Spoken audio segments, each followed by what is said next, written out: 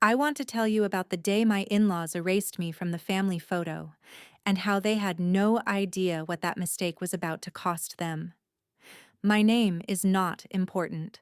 What matters is what happened at my husband's family reunion in front of 47 relatives 3 months ago. I had been married to my husband Daniel for 6 years. His family never really accepted me. I did not come from money like they did. I grew up in a small apartment with a single mother who worked 2 jobs. Daniel's family owned a mid-sized logistics company that his grandfather started decades ago, and they never let me forget that I was not one of them. Every holiday, every birthday, every reunion, I felt it. The way his mother, Linda, would introduce everyone else by name and title, but call me Daniel's wife. The way his sister, Rebecca, would talk about vacations and investments in front of me, like I could not possibly understand numbers. The way his father, Gerald, would clap Daniel on the back and say things like, "You'll take over the company one day, son," while looking right past me, as if I did not exist in that future at all. I stayed quiet. I smiled. I brought the good wine to dinners. I helped set up decorations at every party. I told myself that eventually they would see me as family. But 3 months ago, at the annual Miller family reunion, something happened that showed me exactly where I stood. The photographer gathered everyone for the big family portrait. 47 people, 3 generations, all dressed in matching cream and navy outfits that Linda had picked out months in advance. I had my outfit too. I stood next to Daniel, holding our 4-year-old daughter, Sophie, on my hip. Linda walked over with her clipboard, the same clipboard she used to plan every event down to the minute. She looked at me, then looked at the photographer and said, loud enough for people nearby to hear, "Let's keep this one to family only. We can take a separate photo with the extended people after." Extended people. That's what she called me. After 6 years of marriage. After Sophie. After every dinner I cooked. Every gift I gave. Every effort I made.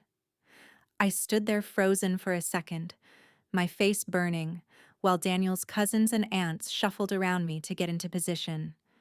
Daniel was talking to his father about something and did not even notice what had just happened.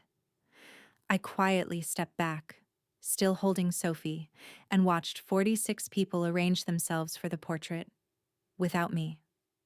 The photographer counted down, the flash went off, and in that single click, I was erased. I did not cry there. I did not make a scene. I walked to the car, buckled Sophie into her seat, and sat in the driver's seat for 10 minutes before I could even turn the key. My hands were shaking, not from sadness, but from something else, something colder, something that had been building for 6 long years. Because here is what Linda, Gerald, and Rebecca did not know. 2 years ago, my father passed away and left me an inheritance I never told Daniel's family about. I used part of it, quietly, through a small investment firm, to buy shares in 3 logistics companies across the state, hoping to grow it into something for Sophie's future. One of those companies, struggling under old leadership and outdated systems, was quietly acquired and restructured 18 months ago. That company was Miller Logistics Group, Daniel's family's company. I did not plan it this way. When my financial advisor first told me the opportunity involved a company called Miller Logistics, I actually laughed, thinking it was a coincidence since Miller is a common name.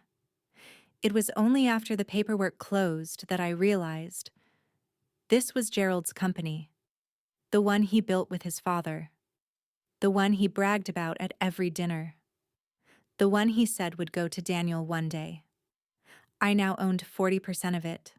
I never told anyone, not Daniel, not my own mother. I kept my shares under my maiden name through the holding company, and I stayed quiet during every board update, every quarterly report that landed in my private email. I watched, from a distance, as Gerald continued running the company the way he always had. Stubborn, resistant to change, cutting corners on logistics software that his competitors had already adopted years earlier. For 2 years, I watched his profits shrink by 12% year over year. I watched him blame the market instead of his own outdated processes. I watched him at family dinners, boasting about a company that was slowly falling behind, while treating me like I was too simple to understand what he did for a living. The day after the reunion, I made a call. I contacted the other majority shareholders, two silent investors who had also grown tired of Gerald's resistance to modernizing the company. Together, our combined shares gave us 61% ownership, more than enough to call an emergency board meeting. 3 weeks later, that meeting happened. Gerald walked into the boardroom expecting a routine quarterly review. Instead, he found me sitting at the head of the table, dressed in the navy blue suit I had bought specifically for that day, with the company's legal counsel and both silent investors seated beside me. I watched his face change from confusion to recognition to something close to horror. "What is this?" he asked, his voice tight. "What are you doing here?" I slid the ownership documents across the table. "I own 40% of Miller Logistics, Gerald," I said, my voice steady even though my heart was pounding. "And with Robert and Diane's shares, we control 61% of this company." The room went silent.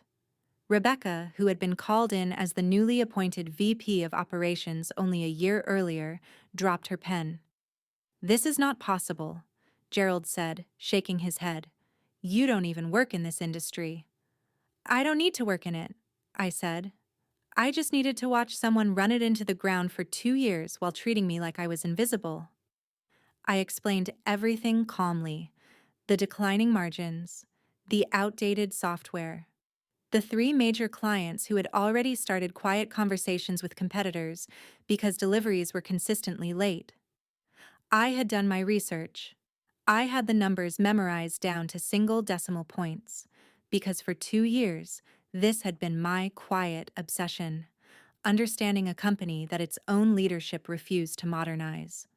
Then came the vote. With 61% control, the board voted to restructure leadership. Gerald was moved into an advisory role with no operational authority. Rebecca kept her position, but now reported directly to the new interim CEO, a role the board asked me to temporarily fill, given my controlling stake and the modernization plan I had already prepared. I said yes.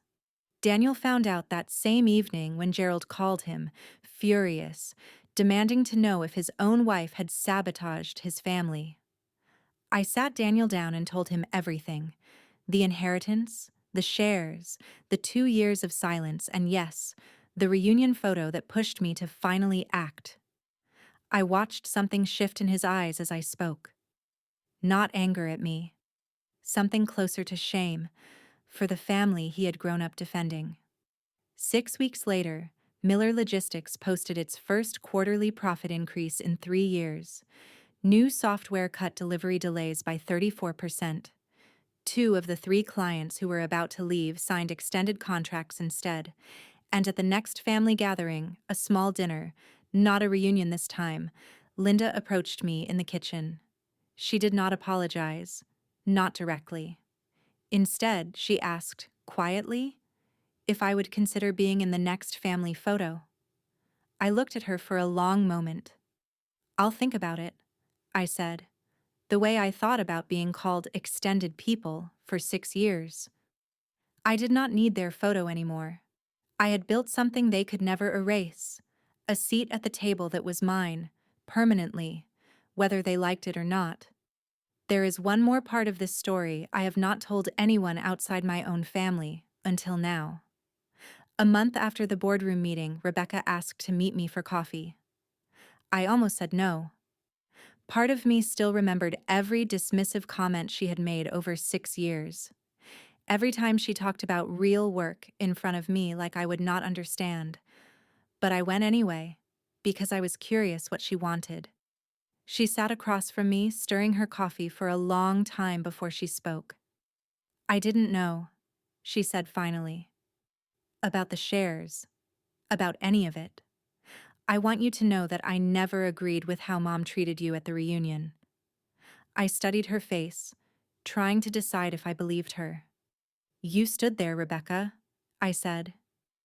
You watched them push me out of the photo, and you said nothing. I know, she said. I've thought about that moment every day since the boardroom meeting.